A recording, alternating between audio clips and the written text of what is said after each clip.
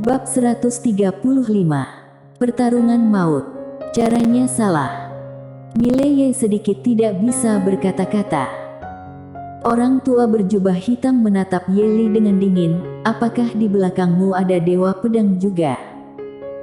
Dia tidak berani memukul Mileye, karena dia takut begitu pukul, dewa pedang langsung keluar. Namun, ini tidak berarti bahwa dia mudah ditindas. Namun, dia tidak berani membunuh dewa pedang. Dia masih sangat takut, bisa dibilang ketakutan. Dan begitulah, Mileye dan yang lainnya berjalan pergi di bawah tatapan marah Akademi Changmu dan yang lainnya. Tidak ada yang berani bertindak. Jika alam ribuan semesta tidak bertindak, tidak ada satupun generasi muda kerajaan Tang yang bisa menghentikan Mileye dan lainnya. Bahkan beberapa veteran alam harmoni dewa juga tidak bisa menghentikannya.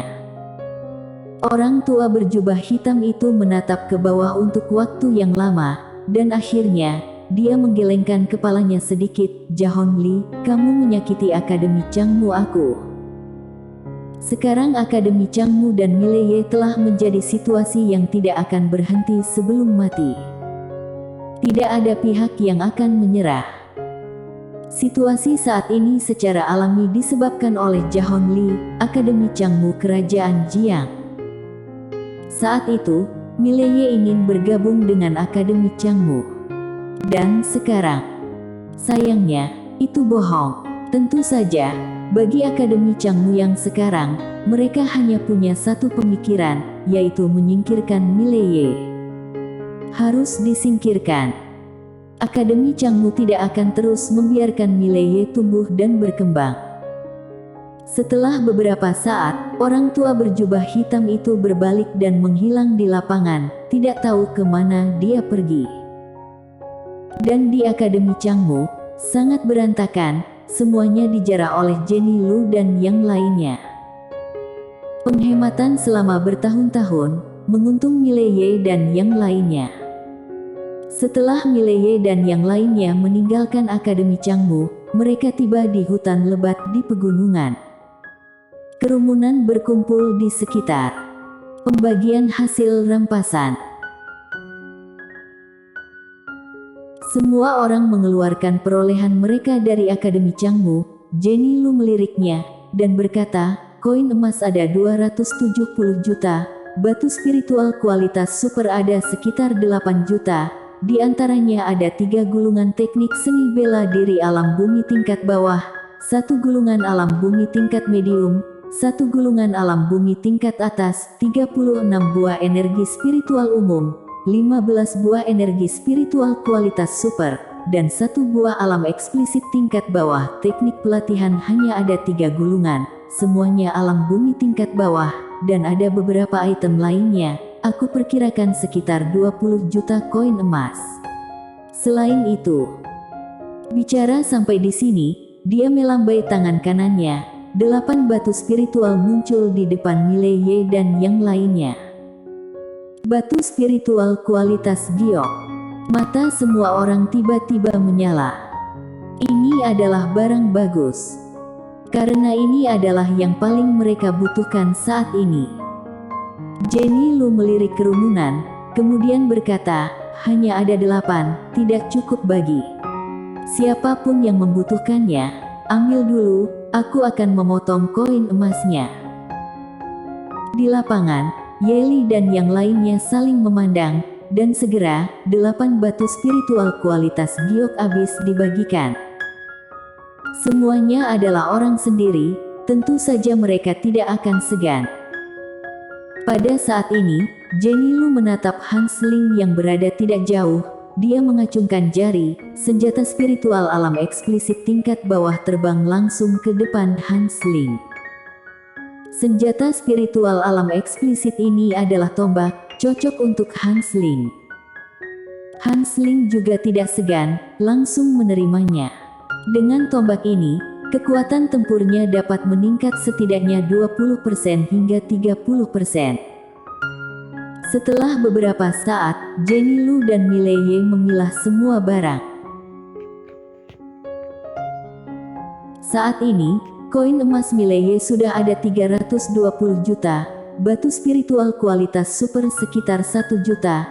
Selain itu, teknik seni bela diri alam bumi tingkat bawah ada 3 gulungan, alam bumi tingkat medium ada 1 gulungan, teknik pelatihan ada 2 gulungan alam bumi tingkat bawah, senjata spiritual kualitas super selain panah kemarin. Masih ada 13 senjata spiritual kualitas super lainnya, dan sisanya dari barang lain-lain juga dia dapat sedikit. Barang lain-lain ini mungkin tidak begitu berguna baginya, tetapi untuk Akademi Changlan saat ini, itu sangat berguna.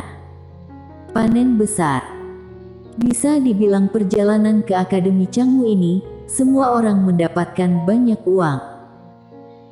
Sebenarnya, bagi mereka sendiri tidak terlalu banyak, karena sumber daya pelatihan yang mereka butuhkan saat ini sangat besar. Kultivasi itu seperti membakar uang. Terutama, mereka semua ingin beralih ke perangkat alam eksplisit, dan sebagian dari perangkat alam eksplisit tidak dapat dibeli jika tidak ada puluhan juta. Karena itu, semua orang di lapangan sangat iri pada Hans Ling. Pada saat ini, semua orang memandang Mileye. Jenny Lu juga menatap Mileye. Setelah hening sejenak, Mileye berkata, "Keberadaan kami telah terungkap. Sekarang ibu kota kerajaan pasti dijaga ketat, terutama istana ibu kota kerajaan Tang. Istana ini kita tidak boleh pergi." Bicara sampai di sini, dia berhenti sejenak, kemudian menambahkan, "Meskipun tidak bisa pergi ke istana, para pangeran dan bangsawan di ibu kota kerajaan pasti memiliki banyak barang, jadi pergilah dan pinjam uang dari mereka." Jenny Lu mengeluarkan sepotong roti pipih dan menggigitnya, lalu berkata, "Pinjam masih perlu kembalikan." Mileye berkata dengan suara rendah, "Apakah aku tipe orang yang pinjam uang lalu tidak mengembalikannya?" Jenny Lu melirik Mileye dan berkata dengan serius, "Sulit untuk mengatakannya." Mileye, haha. Kerumunan orang tertawa. Segera, Mileye dan yang lainnya meninggalkan hutan lebat. 15 menit kemudian, ibu kota kerajaan Tang menjadi kacau balau. Sekelompok orang pergi ke rumah bangsawan, pangeran, dan kediaman keluarga bangsawan. Dan saat mereka keluar, rumah bangsawan dan keluarga bangsawan itu hampir dijarah sampai bersih. Bandit Mileye. Tak lama kemudian, nama Mileye dan lainnya menyebar ke seluruh ibu kota kerajaan Tang. Marah. Banyak orang di seluruh kerajaan Tang marah. Saat Mileye dan yang lainnya mengobrak-abrik para bangsawan kerajaan Tang dan keluarga bangsawan secara gila-gilaan, ini sama dengan menamparkan wajah kerajaan Tang. Namun, tidak ada yang berani menghentikan Mileye dan yang lainnya. Bahkan istana kerajaan Tang saat itu tidak ada pergerakan, dan semua prajurit di jalan dicari kembali. Orang-orang Mileye ini, di bawah alam ribuan semesta, mereka sudah tak terkalahkan. Kecuali mengerahkan puluhan ribu prajurit untuk mengepung dan menekan mereka, kalau tidak, sama sekali tidak ada cara.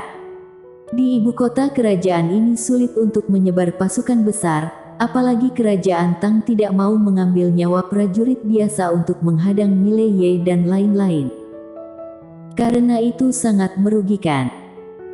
Istana ibu kota kerajaan Tang, saat ini ada puluhan ribu prajurit berkumpul di pintu gerbang istana, termasuk 3.000 elit pengawal kerajaan, dan ada juga prajurit di istana.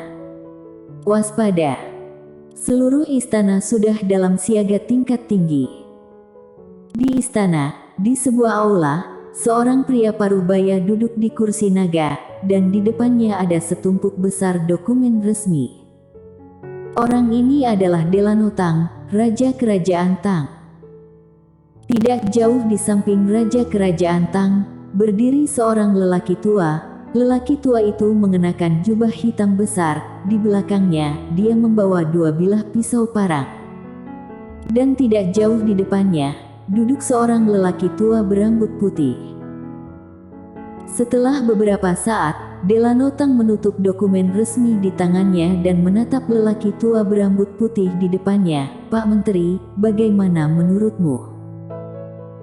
Orang tua berambut putih merenung sejenak, lalu berkata dengan sungguh-sungguh, 12 orang itu, di bawah alam 1000 semesta, hampir tak terkalahkan. Harus tunggu orang-orang dari benua Dewa Dataran Tengah tiba. Sampai saat itu, bersabarlah. Bersabarlah. Delano Tang tidak berekspresi, ini mempermalukan negara. Orang tua berambut putih menggelengkan kepalanya, "Yang mulia, perang ini seharusnya tidak dimulai. Akademi Changmu dan dunia kegelapan hanya ingin memanfaatkan kerajaan Tang. Meskipun mereka memiliki bantuan, bagi kerajaan Tang, itu adalah keuntungan besar. Bagaimanapun juga, tujuan mereka adalah Mileye, dan belakang orang ini ada Dewa Pedang. Dendam di antara mereka, seharusnya kita tidak terlibat." Delano Tang terkekeh, "Pak Menteri, apakah kerajaan Tang aku memiliki modal untuk menolak Akademi Changmu dan dunia kegelapan?" Pak Menteri terdiam. "Menolak Akademi Changmu? Sama sekali tidak bisa. Akademi Changmu di Qingzhou, pengaruhnya terlalu besar sekali. Jika kerajaan Tang tidak bekerja sama, akhirnya akan menjadi sangat sengsara." Delano Tang berkata dengan nada ringan, "Sebenarnya, bagi kerajaan Tang, kali ini juga merupakan kesempatan. Jika kali ini bisa menggunakan kekuatan mereka untuk menyingkirkan musuh dunia kerajaan Jiang ini, pada saat itu tiba, wilayah kerajaan Tang akan berlipat ganda. Saat waktunya berkultivasi, ditambah dukungan Akademi Changmu dan dunia kegelapan, maka perkembangan negara kerajaan Tang tidak akan lemah dari kerajaan Ning." Saat berbicara, matanya perlahan tertutup. Ada bahaya, tetapi juga ada peluang. Setelah terdiam lama, Pak Menteri berkata, "Itu tergantung pada apakah Akademi Changmu dan dunia kegelapan bisa menghancurkan Mileye sampai mati atau tidak." Mileye. Delano Tang mengepalkan tangan kanannya perlahan. "Orang-orang jenius kerajaan Tang aku, tidak ada yang bisa menandingi orang ini." Setelah mengatakan itu, dia menatap Pak Menteri, "Perintahkanlah, tutup gerbang kota, pengawal panah bulu, Royal Guard, bersiaplah kapan saja. Tunggu orang-orang dari Akademi Changmu dan benua Dewa Dataran Tengah tiba, segera bunuh orang ini." Pak Menteri berkata dengan sungguh-sungguh, "Aku harap orang-orang yang datang dapat menekan sekelompok bandit ini." Di dalam ibu kota kerajaan, di sebuah jalan, Mileye dan yang lainnya duduk di tanah. "Pergi istana." Hans Ling tiba-tiba berkata dengan penuh semangat, "Pasti ada sangat banyak harta di sana." Istana. Sudut mulut Mileye berkedut. Orang ini kecanduan rampok. Jenny Lu melirik Hans Ling. "Di istana, setidaknya ada 20.000 pemanah dan puluhan ribu pengawal elit. Jika kamu bisa menghadapi mereka, kita pergi." Hans Ling. Mileye mengangguk. "Meskipun aku juga ingin pergi ke istana, tetapi tidak akan ada kata kompromi dengan kita. Puluhan ribu tentara, kita tidak bisa mengalahkannya. Tidak bisa mengalahkannya." Meskipun dia suka bertarung dan ingin membunuh kerajaan Tang, tapi dia tahu betul, saat ini dengan kekuatan beberapa dari mereka, keinginan untuk menyerang istana kerajaan Tang adalah tugas yang bodoh. Pada saat ini, Mileye tiba-tiba mengeluarkan batu transmisi suara berwarna hitam pekat. Batu transmisi suara sedikit bergetar, kemudian sebuah suara muncul di benak Mileye. Semua orang memandang Mileye dan tidak berbicara.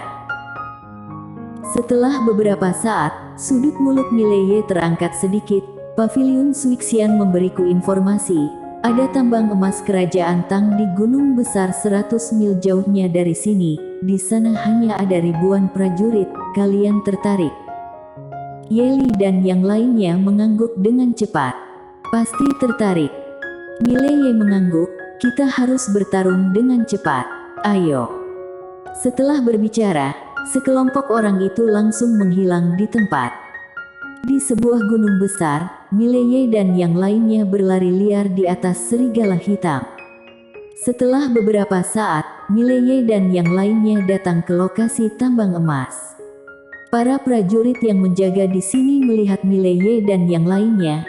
Ekspresi wajah mereka berubah drastis, tetapi tidak ada satupun prajurit yang mundur. 2.000 tentara sedang menunggu dalam pertempuran, semuanya mati. Mileye tiba-tiba melompat dari serigala hitam, tangan kanannya merentang keluar, pedang hitam besar muncul di tangannya, dan pada saat yang sama, kekuatan bumi langsung memadat di seluruh tubuhnya. Mileye melilit rantai besi di pedang hitam besarnya erat-erat di lengannya, lalu menyeret pedang besar di tangan kanannya dan bergegas menuju ke kelompok prajurit itu. Pedang hitam besar diseret di tanah, dimanapun dia lewat, tanah mulai retak inci demi inci. Di kejauhan, di depan 2.000 tentara, seorang jenderal setengah bayang membanting tombaknya ke tanah dan meraung, "Pertarungan maut! Pertarungan maut!"